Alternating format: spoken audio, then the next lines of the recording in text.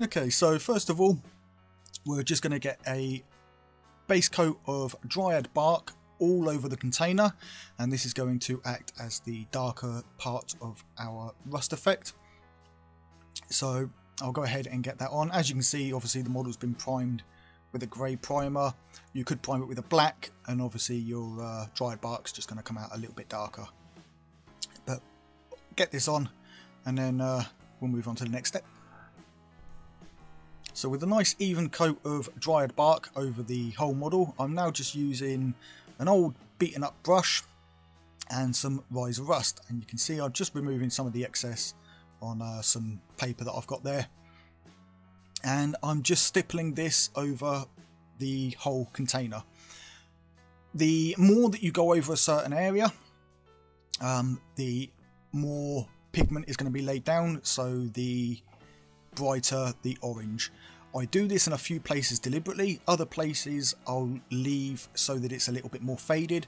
This way you get a couple of different contrasting oranges. You get some brighter spots where the rust is obviously a little bit heavier, and you get the more dull spots where it's obviously a little bit more faded rust. Some of the heavier chunks have fallen off and leaves that sort of tinged orange stain. But again, I'll do this over the whole container. I'll focus it a little bit more along the bottom slopes and on the top, as the top obviously is going to have a lot of rainwater sit on it and rust up, and the bottom area is going to get a lot more scratched up, and so it's exposed to the elements, which again will cause it to rust a little bit more. Once I'm done with the riser rust, you can see I've got quite a heavily rusted container here. I'm now going with some Necron compound, and as you can see I'm just dry brushing along those sharper edges just to get some metallic on there. I'm not looking to cover all of the edges, as obviously I want some of that rust left there, but this is going to give the worn metal edge to the whole piece. So just dry brush this over very lightly, just staining a few of the surfaces with that Necron compound.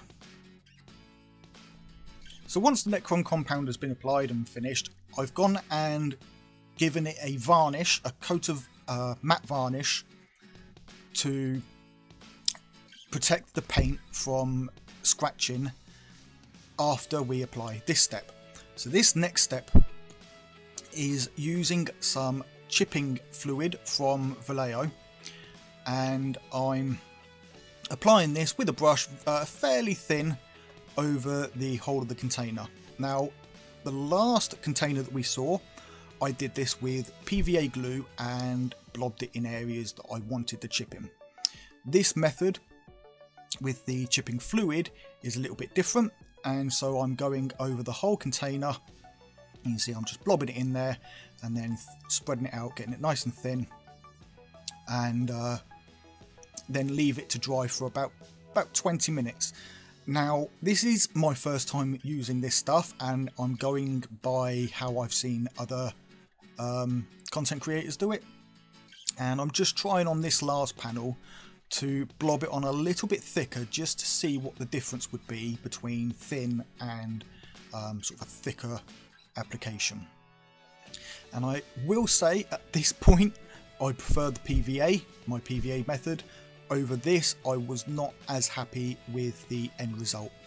That could be user error. It may be that I didn't apply it thick enough, or that I didn't let it dry long enough before going in and adding the scratches later on. But either way, I prefer my PVA method. I'll let you have a look at the results of this and decide for yourself at the end. But I'll get on applying this, like I say, a thin coat over the whole container, and then leave it to dry for about 20 minutes until it's fully dry, and then move on to the next step. So after letting the chipping fluid dry for about 20 minutes, I'm now going in with Cantor Blue. Now obviously you can use whatever colour you're wanting to do your container in, but I am going with a blue container for mine for this one. So I'm going in with the Cantor Blue, and I'm finding as I'm painting this, the chipping fluid is reacting similar to how the PVA glue did, in that the brush is trying to pull it up a little bit. Now I'm not sure if that's because of the varnish that I had down, or because I didn't let it dry enough before applying this. Obviously applying this with an airbrush would be much better, as you're not going to put any physical pressure on the chipping fluid or on the container, and I believe applying the chipping fluid with an airbrush is also better. However, I don't have one, so I'm testing this out and letting you guys see how it goes. Anyway, I'll get this blue over the whole container. I find that sort of very quickly getting a first layer on reduces the amount that the chipping fluid wants to pull up, so I don't pull so much up, it doesn't sort of smear, and then I can go back in with another layer afterwards and get a smoother coat with it. But the first coat just didn't want to take too well on top of that chipping fluid. But anyway, I'll get on with this and then we'll come back for the next step. So with the Cantor blue down, I'm now using a large dry brush to highlight the edges with a 1-to-1 mix of Macragge blue and Kelgar blue. The Macragge blue is a little too dark, it's a little close towards the Cantor blue, and the Kelgar blue is a little bit too bright, so a 1-to-1 mix just finds that nice balance in the middle for highlighting. So again, I'll remove some of the excess. I'm dry brushing, I'm coming all down the front, down the sides, and just really trying to pick off those raised areas, leaving the flatter panels a little bit darker. And then I'll go obviously make sure that I get all the corners and peaks and edges and things like that. I'll then follow that up with a dry brushing of Kelgar blue, and again I'm just focusing this a little more along the top of the container and across the edges. I just want to pick up the edges now and not so much of the those raised flat areas, and obviously being careful not to press too hard. I don't want to rub any of that masking fluid away or chipping fluid. So just working on the light areas now where I'm going to have that brighter light shining. So I'm just doing sort of circular motions, working away from where that light is and just brightening up the ends of the containers there. Right, so once that's done, I'm now taking a firm toothbrush, a firm bristle toothbrush, and a pot of water, and I'm just going over the whole model and trying to chip up and scratch away the surface. And this is where I find the chipping fluid doesn't work too well. Now I'm not sure if it's because I put too much paint over it and it doesn't want to chip, but you can see here I've got the water on the brush, I'm applying it on, and it's not wanting to chip too great. I'm applying more water to see if that will activate it more, and again it doesn't really want to chip and scratch. It more sort of wears away, and I just end up with a faded paint look. It's not overly bad for the effect that I want because I'm going for a grim dark style, so a bit sort of grimy, dark and faded and grungy looking. But if you want a brighter what I call Games Workshop style but with chips and stuff, then this wouldn't be so great. I wouldn't be as happy with it. And yes, I know I haven't painted the bottom of the container. I am lazy like that. The containers are going flat on the board, so I don't paint the bottoms. But never mind. So yeah, I'm just going over with the brush, going across all of the panels and the edges and that. I've got the cocktail stick there to try and put some scratches in. Does not work. For me, I could not get this chipping fluid to work. I think my preferred method is going to be the PVA glue, but I will keep at it with the chipping fluid until I get it right. Anyway, I'll go around the whole container, scruffing it up, and then we can have a look at the result after the scratching. Right, so you can see here sort of the result of the chipping and scratching. It came out okay, but like I said, it's very worn and faded, almost like it's faded the paint down and dulled it down a lot. Again, that's probably user error. I may be doing something wrong. If you have any tips, if you've got experience with this stuff, let me know down in the comments. But for me, I prefer the PVA glue method, personally.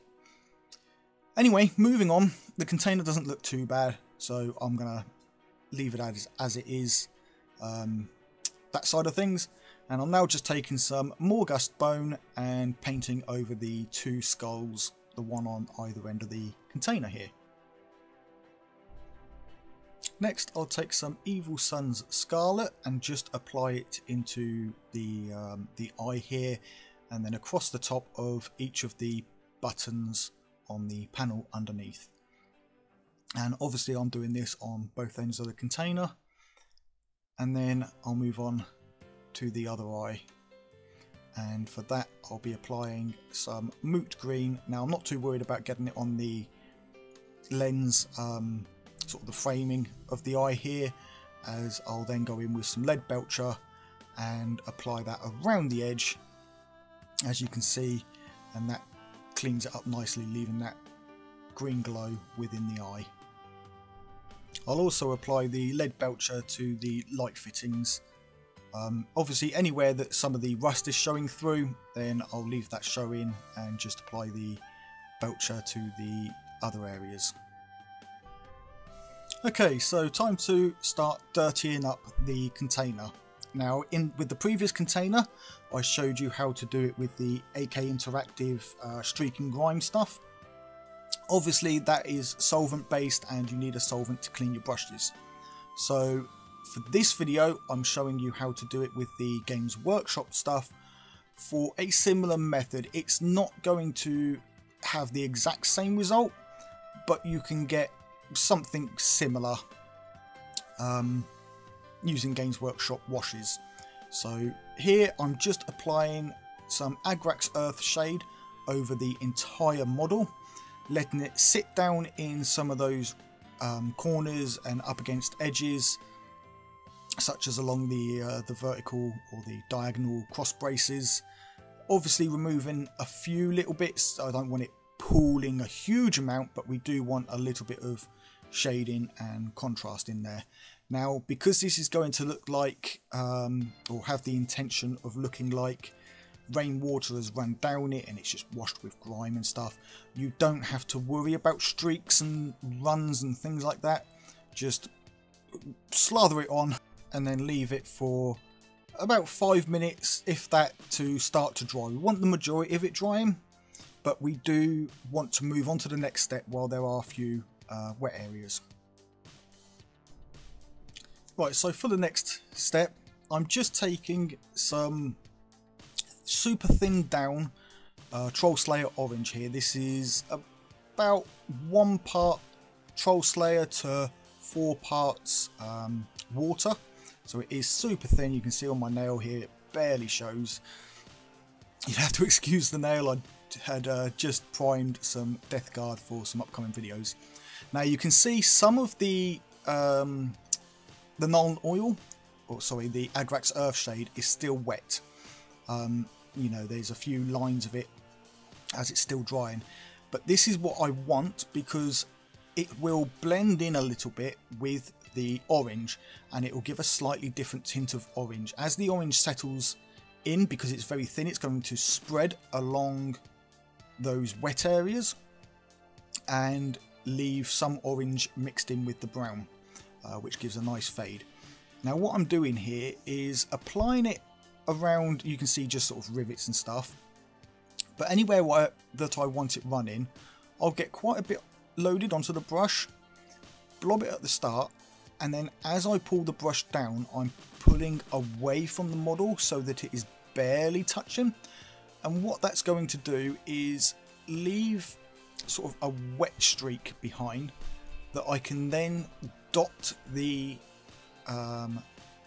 the rust effect, the liquid, into it, and it will sort of spread along that wet line area and give a running rust, like rust areas have got water in them and that rust deposit has run down.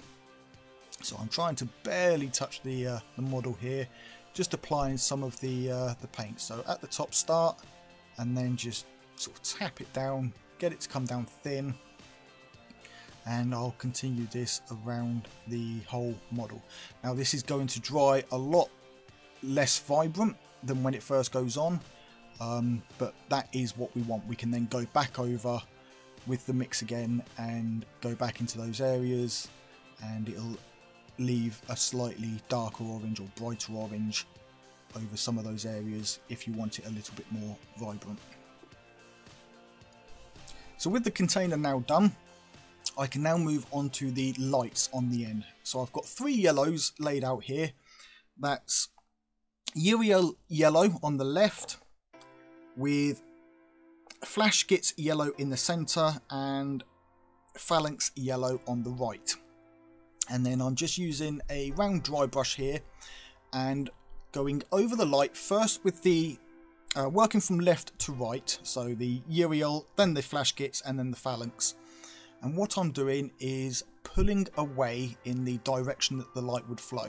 So because these are on the front of the containers or on the ends, they're obviously going to light down this side, but they're not going to light up the top of the container because of the direction that they are facing. The light can't shine backwards from itself, so it won't light up the top of the container, only the end panels here.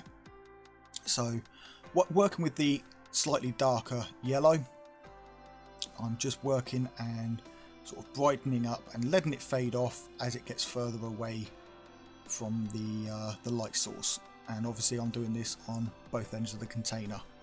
I'll then go into the next yellow and work that in, but keep it closer to the light source, so I'm not going out as far. And then for the brightest yellow, I pretty much keep that to the light itself and then just a little bit off of it, and this gives the effect of the light source being brighter and then getting a little bit darker and more faded as it moves away from the light source. Right, and there we go guys, one completed, very rusty and dirty beaten container, complete with Blight Lord Terminator. But yeah, nothing overly complicated guys, nothing too, that doesn't take too long, other than obviously waiting for the varnish and the you know, the liquids and things like that to dry, but actually doing it probably about 40 minutes for a container. I hope you've enjoyed the video. If you have, don't forget to hit that thumbs up button. If you are not yet subscribed, please consider hitting that subscribe button. And if you have recently subscribed, then a huge warm welcome to you to the inner circle. Thank you for your support. But until next time guys, that is all from me, so take it easy and keep painting those minis.